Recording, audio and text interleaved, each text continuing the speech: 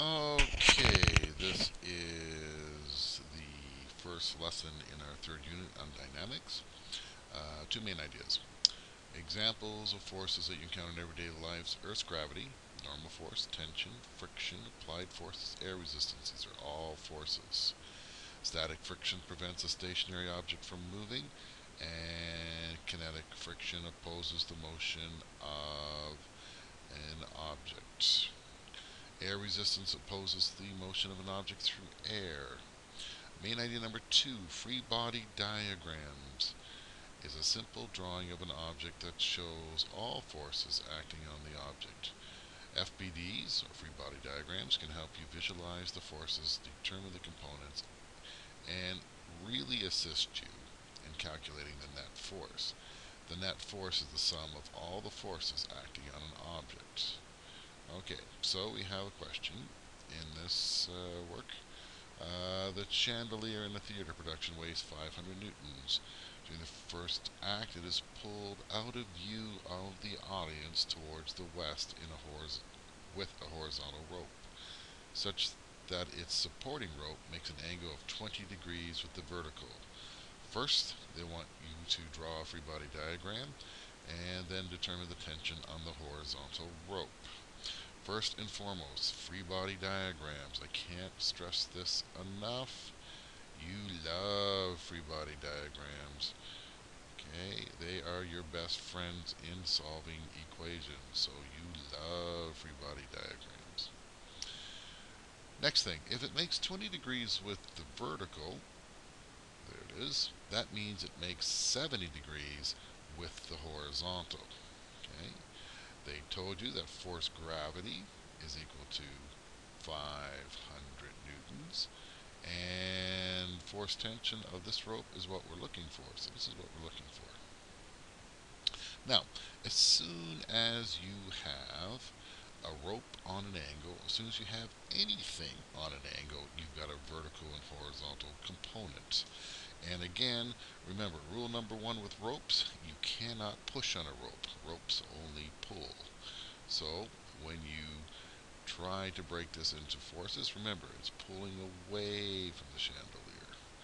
You've got force tension cos, we'll take it towards the horizontal, 70 degrees.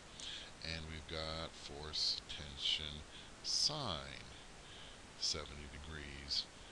Acting because of this, we have force gravity, and we know this one, that's 500 newtons. And you have the force tension of the moving rope, we can call it, and that's what you're looking for. Okay.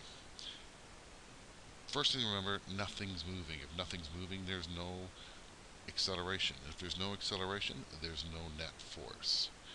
So I'm going to say that the force in the vertical is equal to 0. The sum of the forces on the vertical is equal to 0.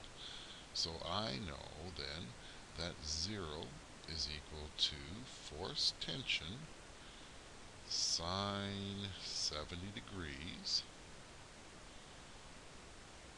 plus 500 newtons.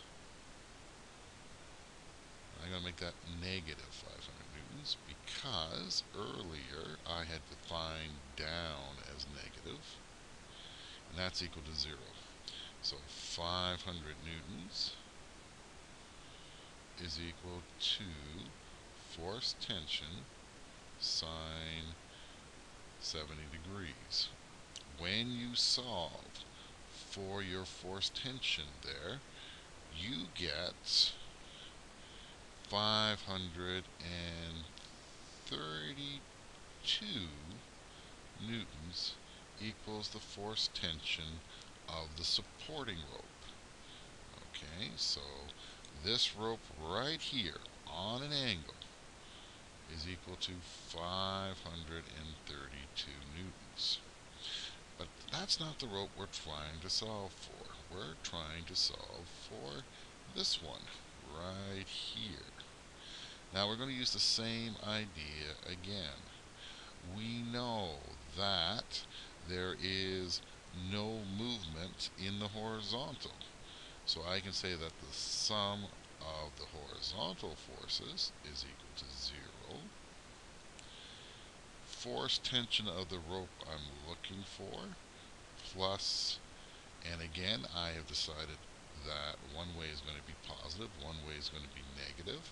So I'm going to say negative 532 newtons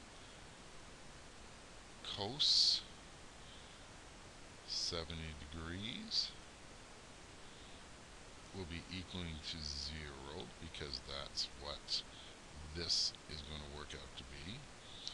So moving it around, 532 newtons cos 70 degrees equals my force tension.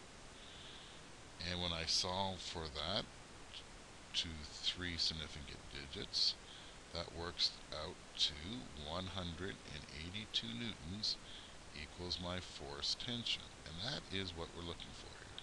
So this works out to be 182 newtons. Notice it's positive only because we said anything pulled to the west is positive. Okay, so that is how you do that problem. Remember, always use a free body diagram, and always break anything into an angle into its components, because that makes the problem a lot easier to solve.